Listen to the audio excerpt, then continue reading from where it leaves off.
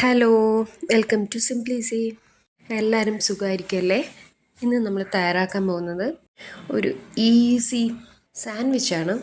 Bread കൊണ്ടാണ് നമ്മളിന്ന് തയ്യാറാക്കുന്നത്.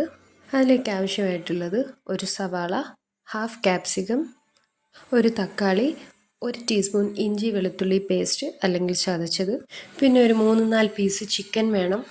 എല്ലൊക്കെ മാറ്റിയിട്ട് ഞാൻ ഈ വീഡിയോയിൽ കാണിച്ചതുപോലെ വളരെ ചെറുതായിട്ട് തന്നെ കുറച്ചല്പം നീളത്തിന് അത് കട്ട് ചെയ്ത് വെക്കുക. അതിനുശേഷം ഒരു ഫ്രൈ പാൻ അല്ലെങ്കിൽ ഒരു സോസ് പാൻ അടുപ്പത്തേക്ക് വെക്കാം. അതിലേക്ക് 2 ടീസ്പൂൺ ഓയിൽ ചേർത്ത് കൊടുക്കാം. സൺഫ്ലവർ ഓയിലാണെങ്കിൽ അത്രയും നല്ലതാണ്. ഒരു അറബിക് ടച്ച് വരണമെന്നുണ്ടെങ്കിൽ നമുക്ക് സൺഫ്ലവർ തന്നെയാണ് നല്ലത്. അതിലേക്ക് ഇഞ്ചിയും വെളുത്തുള്ളിയും കൂടി ചേർത്ത് ഒന്ന് അതിൻ്റെ പച്ചമണം മാറുന്നത് വരെ വഴറ്റി കൊടുക്കാം. അത് കഴിഞ്ഞിട്ട് നമ്മൾ കട്ട് ചെയ്ത് വെച്ചേക്കുന്ന സവാള ചേർക്കാം.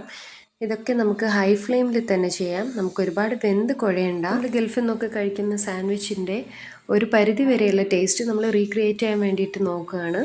അപ്പോൾ സവാള കുറച്ച് വാടി വന്നിട്ടുണ്ട്. ഇനി ഇതിലേക്ക് നമുക്ക് ക്യാപ്സിക്കവും തക്കാളിയും കൂടി ചേർത്ത് കൊടുക്കാം. ഈ ഒരു ടൈം ഫ്ലെയിം ഹൈയിൽ തന്നെയാണ് വെച്ചേക്കേണ്ടത്. ജസ്റ്റ് ഒരു 10 സെക്കൻഡ് കൂടി ഇതുപോലെ ഒന്ന് വഴറ്റിയിട്ട് നമുക്ക് ഫ്ലെയിം ഓഫ് ചെയ്യാം. ഈ ഒരു സമയം നമ്മളൊരു 1/2 ടീസ്പൂൺ ഉപ്പും കൂടി ചേർത്തിട്ടുണ്ടായിരുന്നു. ഒരു 10 സെക്കൻഡ് കൂടി വഴറ്റിയിട്ട് നമുക്ക് ഫ്ലെയിം ഓഫ് ചെയ്യാം. മറ്റൊരു പാൻ നമുക്ക് അടുപ്പത്തേക്ക് വെക്കാം. ഈ കൂട്ട് മാറ്റിയിട്ട് ഞാൻ സെയിം പാൻ തന്നെയാണ് ഉപയോഗിച്ചത്. പാനിലേക്ക് 1 ടേബിൾ സ്പൂൺ എണ്ണ ചേർക്കാം. അതിലേക്ക് നമ്മൾ മുറിച്ച് വെച്ചേക്കുന്ന ചിക്കനും കൂടി ചേർക്കാം. ഒരു 20 സെക്കൻഡ് അത് അങ്ങനെ കിടക്കട്ടെ, ഇളക്കണ്ട. ഒന്ന് ചൂടായി വന്നു കഴിഞ്ഞിട്ട് നമുക്ക് നന്നായിട്ടൊന്ന് ഇളക്കിയിട്ട് ഒരടപ്പിട്ട് അടയ്ക്കാം. ചിക്കനിൽ നിന്ന് കുറച്ച് വെള്ളം ഇറങ്ങുന്നത് നമുക്ക് കാണാൻ പറ്റും. സാരമില്ല, നമ്മളൊരു 5-6 മിനിറ്റ് അടുപ്പിച്ചിട്ട് കുക്ക് ചെയ്യുമ്പോഴേക്കും അത് തന്നെ വറ്റിക്കോളും. ഇടയ്ക്കൊന്ന് ഇളക്കി കൊടുത്തിട്ട് അടപ്പിട്ട് അടയ്ക്കാം. വെള്ളം വറ്റി കഴിയുമ്പോഴേക്കും നമുക്കിതിലേക്ക് കുറച്ച് മസാലക്കൂട്ടുകൾ ചേർക്കാം. 1 ടീസ്പൂൺ കുരുമുളക് പൊടി, 1/4 ടീസ്പൂൺ മഞ്ഞൾപ്പൊടി. ഇത് ഇത്ര തന്നെ മതിയാവും.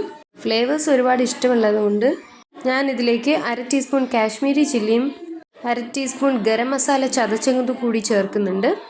എല്ലാം കൂടി നന്നായിട്ടൊന്ന് സോട്ടായി ഈ പച്ചമണമൊക്കെ ഒന്ന് മാറുമ്പോഴേക്കും നമ്മൾ നേരത്തെ വേവിച്ച് വെച്ചേക്കുന്ന സവാളയൊക്കെ വഴറ്റിയതിൻ്റെ കൂട്ടും കൂടി ചേർത്ത് എല്ലാം കൂടി നമുക്കൊന്ന് വഴറ്റിയെടുക്കാം. നമ്മൾ ചിക്കനിലേക്ക് ചേർത്ത മസാലകളെല്ലാം സവാളയിലേക്ക് ഇറങ്ങുമ്പോഴേക്കും നമുക്ക് ഫ്ലെയിം ഓഫ് ചെയ്യാം.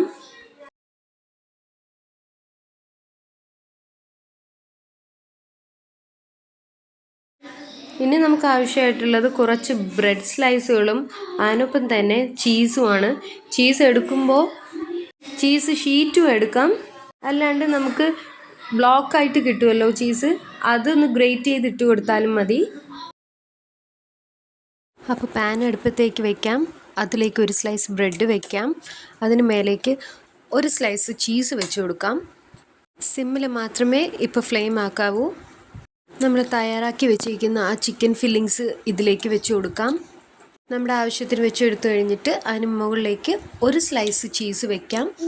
1 ബ്രെഡ് പീസ് വെച്ചിട്ട് നമുക്കത് ക്ലോസ് ചെയ്യാം. തിരിച്ചും മറിച്ചുമൊക്കെ ഇട്ട് ലോ ടു മീഡിയം ഫ്ലെയിമിൽ നമുക്കിതൊന്ന് ടോസ്റ്റ് ചെയ്തെടുക്കാം. ചീസൊക്കെ മെൽറ്റായി തുടങ്ങുമ്പോഴേക്കും നമുക്കിത് പാനിൽ മാറ്റാം. ടൊമാറ്റോ സോസ് അല്ലെങ്കിൽ കെച്ചപ്പ് ഇഷ്ടമുള്ളവർക്ക് ആ ലാസ്റ്റത്തെ പീസ് ബ്രെഡും ചീസും വെക്കുന്നതിന് മുന്നേ ചേർത്ത് കൊടുക്കാം. ഇങ്ങനെ തന്നെ ബാക്കിയുള്ള സാൻഡ്വിച്ചും തയ്യാറാക്കാം. ഇതേ ഫില്ലിങ്സ് ഉപയോഗിച്ച് തന്നെ നമുക്ക് കുബൂസിലും ചെയ്യാൻ സാധിക്കും. ചീസ് കഴിക്കാത്ത ആൾക്കാർ വീട്ടിലുണ്ടായിരുന്നു. അപ്പോൾ അവർക്കൊക്കെ ചീസ് ഇല്ലാണ്ടാണ് ബ്രെഡ് വെച്ചിട്ട് ഫില്ലിങ്സ് മാത്രം വെച്ച് ഒന്ന് ടോസ്റ്റ് ചെയ്തെടുത്തു. പക്ഷേ അതിൽ ശ്രദ്ധിക്കേണ്ട കാര്യം എന്താണെന്ന് വെച്ചാൽ തിരിച്ചും മറിച്ചും ഇടുമ്പോൾ അത് പൊട്ടിപ്പോകാൻ ചാൻസ് ഉണ്ട്. നമ്മൾ സ്ഥിരം കഴിക്കുന്ന സ്നാക്സ് ഒന്ന് കുറച്ച് വ്യത്യാസപ്പെടുത്തിയൊക്കെ ഇതുപോലെ വല്ലപ്പോഴും ട്രൈ ചെയ്ത് കഴിഞ്ഞാൽ അത് കഴിക്കുമ്പോഴുണ്ടാകുന്ന മടുപ്പ് കുഞ്ഞുങ്ങളതുമായാലും മുതിർന്നവരായാലും മാറിക്കിട്ടും. ഇത് സെർവ് ചെയ്യുമ്പോഴായാലും കഴിക്കുമ്പോഴായാലും ഒരുപാട് ചൂടാറുന്നതിന് മുന്നേ തന്നെ കഴിക്കാൻ ശ്രമിക്കുക. ഞാൻ ഈ വീഡിയോയിൽ കാണിച്ചേക്കുന്ന പോലെ ഒരു എൻഡിൽ നിന്ന് മറ്റൊരു എൻഡിലോട്ട് ഇതേപോലെ ട്രയാങ്കിൾ ഷേപ്പിന് കട്ട് ചെയ്യുവാണെങ്കിൽ കുറച്ചുകൂടി നന്നായിരിക്കും. വീട്ടിലെല്ലാവർക്കും ഈ സ്നാക്ക് ഇഷ്ടപ്പെട്ടായിരുന്നു. ഈ വീഡിയോ ഇഷ്ടമായി കഴിഞ്ഞാൽ ലൈക്ക് ചെയ്യാം. മറ്റുള്ളവരിലേക്ക് എത്തിക്കാനായി നിങ്ങൾക്ക് ഷെയർ ചെയ്യാം.